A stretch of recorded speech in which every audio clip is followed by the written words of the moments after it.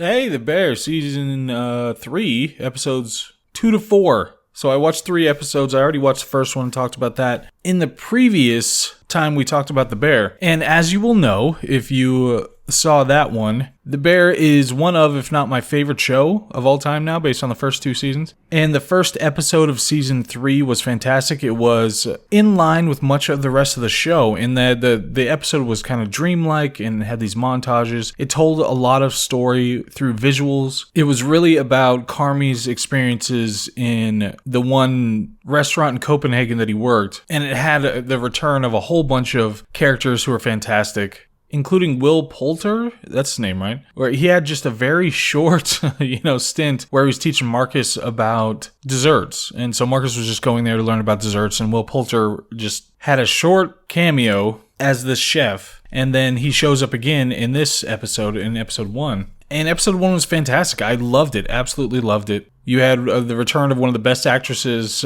that I've ever seen, as well as that guy from Community, and he even has a softer, more understandable moment, because he was really a jerk to Carmy when you have the flashbacks in seasons 1 and 2. He just seemed like a complete jerk to Carmy and everybody, but he has this softer moment where it makes sense what he's trying to accomplish, and Carmy uses that as motivation later. But then we get to episodes 2 to 4, and I'm not sure actually how I feel about them.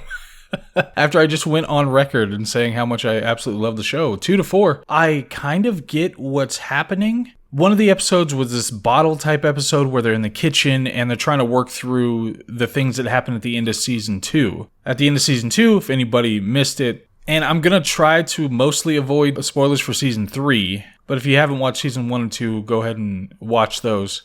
So at the end of season 2, you have Carmy, who is locked in the freezer, and Richie's standing on the outside, and they're yelling at each other, and it's a funny and touching and interesting moment when it comes to both of those characters, and everything they've been through, and everything they've accomplished, and their whole arcs up to that point. And they're just yelling at each other all the worst things they can think of, plus all the nicest things they can think of. Richie is more trying to hold it together, while Carmy's just going off the deep end saying all the worst things he possibly can. And so you have the fallout of this that's worked out in, I believe, episode 2 of season 3, where there's just a lot of bickering, and Sydney is being the rock in the center of everything. She's far matured and just trying to hold it together. And you have some funny moments, and like I said, a lot of back and forth. And there's this bottle episode. They're just mostly just stuck in this kitchen, and they're just back and forth, back and forth, back and forth. And I didn't mind it being a bottle episode. I didn't mind working out those emotions and all that. But then it was either 3 or 4, but there were some just really, how do I describe it? Too stable. It was like too mundane in the way that it was shot, and the sounds and the music and all that. There's this moment where Richie and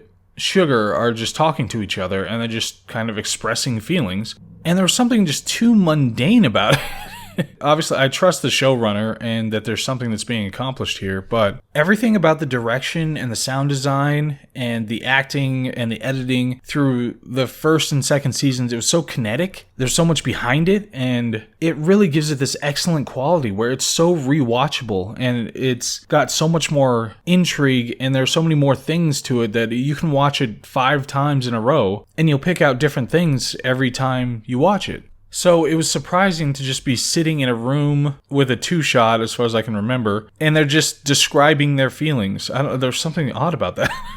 Then I think 4th episode, and I'm getting my initial responses to watching these things one time, because I'm going to watch it 100 times. So I just want my initial reaction and then see how it refines over time, or if it does. One of the episodes, I can't keep them straight. One of the episodes, they just have a full service. And so it's just full bore, and then doing this and showing the problems. And this comes up, that comes up, all the things, the kinks they're working out. One of them, Will Guidara, actually, he either co-wrote or consulted on one particular episode. And he's the author of Unreasonable Hospitality. It's one of the best books ever. I absolutely love it. And obviously, I've read a lot of books. But this one I just keep going back to and keep rereading. It's fantastic. But it's what a lot in the show is based on. A lot of the things that happen at 11 Madison Park, he talks about in the book, and a lot of the things that happen at 11 Madison Park, one of the best restaurants in the world, show up in the show. So whatever the case, they've got one episode that is mostly just the crucible of trying to handle this thing. And you have Uncle showing up and talking about how much they're spending. They spend like 12 grand on butter because it's the best butter. And just as a side note, there was one quote in season 2 that has just stuck with me ever since, and I love it. It's from the uncle, who's just expertly played by Oliver Platt. And he says to Carmy, "You want to be the guy? Be the fucking guy." And it's just a quote that it's hit me over and over and over again. I love that quote so much. And he has so many great moments. In this, it's more background, and he's just yelling about how much they're spending on everything. But there's this one episode it's a service, and so they're just plugging it away and hitting it, and Tina's there, and they've got different people working on different things. The facts show up and do some stuff. Sid and Carmy have a little bit to work out in their dynamic. And then there was one service episode where it was all functionally laid on top of classical music now. In the first 2 seasons, they had all this different music. It's classic rock and alternative, and the music hit so hard and was so memorable. There would be all these montages where they'd be trying different foods or going through Chicago, especially Sid, when she'd be, doing research for dishes that she wanted to work on. And now, just thinking about it, I know that when I watch this again, when I watch all these episodes again, so they have a more distinctive flavor to each one, then I know I'm going to pick out so much more and love the things. Because even as I'm talking about it, I'm remembering things that Sid did and the dishes that Carmy was working on and how there was so much more to it than I may be representing at the time. But it does seem like it's changed the tenor and tempo and style of a lot of the direction and writing in more recent episodes. And I don't know if it's trying to calm things down a little bit in the storytelling before it ramps it back up again for the second half of the season. And it's by no means, I'm not saying that any of it's bad or anything. I'm just saying that for the standard that's set for seasons 1 and 2, it does seem like it's changed the character of the design for season 3. And it makes sense because now they have the restaurant. They have the restaurant that they had been dreaming about, and they're working in it, and they're trying to work it out, and they're trying to get somewhere, and they're working these kinks out. Richie's a different person now. So it makes some sense that it would be different in the way that it's directed and the way that it's handled. You have some flashbacks of Carmy and Claire when they were good and having fun together and just being with each other, and him missing her and that. And then you have Richie. There's one scene with Richie. And correct me if I'm wrong, but I think Richie already met Phil, his ex-wife's new fiance. He met him in the episode where they were at the birthday party for Uncle Jimmy. It wasn't Uncle Jimmy's birthday party. It was one of the kids' birthday parties, but they were doing it for him. And I thought he met Phil. They exchanged like a hello, and that was it. And then there's this awkward moment, and then he walks off. So I thought that was Phil, who was now with Tiff, who is Richie's ex. But now I think he was recast as my least favorite actor in the history of the world. Who actually, he did get a few more points because he was in Oppenheimer. And this is Josh Hartnett. I think I removed his name from my brain. I just had to look it up. I couldn't remember.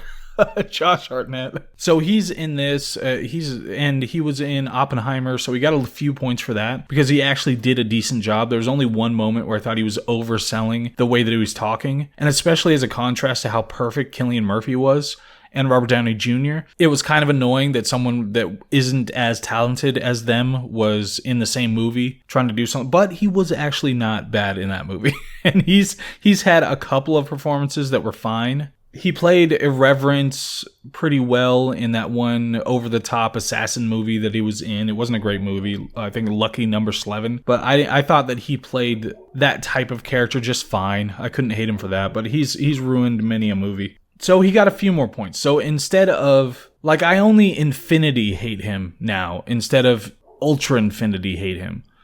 He got a little bit better. And just by virtue of being associated with this show, that helps him a little bit too. But they have this one scene where they're kind of talking. It's something where the scene itself, I don't know if it's emotionally justified. And maybe they just wanted something for Josh Hartnett to do. But it was Josh Hartnett's character, who's with Richie's ex, saying, I should have let you know, I should have said something. If they have a backstory, maybe they were friends before this, then it would make some sense. But I don't know that they knew each other ahead of time. So I'm not sure how that conflict's going to work. I feel like there needs to be more fireworks between them. I know Richie had his arc already, but I feel like there needs to be fireworks between them. If you're going to pay for an actor like that, then you might as well give him something to do. So anyway, like I said, once I watch it again, I don't have any feeling of I'm disappointed or I don't think that it's good. I have no feelings of that nature. I'm just having feelings of it's different from seasons 1 and 2, direction-wise and music-wise. It doesn't have that avant-garde punk kind of feeling to it as much as it did in the first 2. And like I said, it makes sense because they have a new restaurant and they're treating it very seriously. It's supposed to be a fine dining restaurant and they're trying to get Michelin stars. So to some degree, it's going to change a little bit, but I don't know. I don't know how other people feel about it. I still love the show. It's still my favorite show. And I'm really looking forward to watching the season again. And really looking forward to every episode. I'm trying to slow down and just watch an episode with a meal or something so I don't just binge all the way through it because you only get so many of these in life. So anyway, yeah, I wonder, I hope everybody else still loves it as much as I do, but I wonder what people think and if they pick out more in the first 3 episodes so far, or the first 4 episodes even so far that I missed, or how they're feeling about it, or whatever. So yeah, anyway, thank you for the interactions, bad or good. I appreciate it. I hope all is well. See you in the next one. Bye.